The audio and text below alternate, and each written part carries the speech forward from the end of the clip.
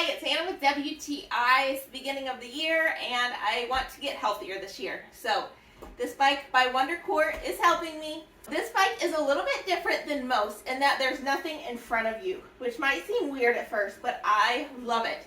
One reason I really love that nothing is in front of me when I'm riding is my daughter gets in the way and it's easy to just pick her up and include her in part of my workout. So she likes bouncing on my knees. It gives me a little extra weight to move around and it keeps everybody happy and I can still get some exercise in.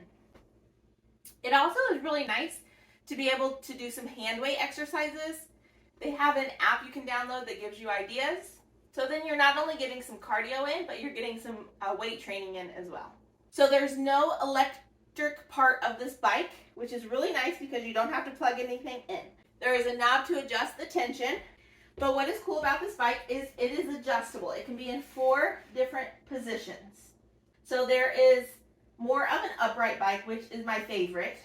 You also can adjust it down into more of a recumbent bike. But then to work your core a little bit more and get a better workout, you can flip the seat up and ride it kind of like in a plank position. So you have 2 positions. One is a little bit more difficult than the other one.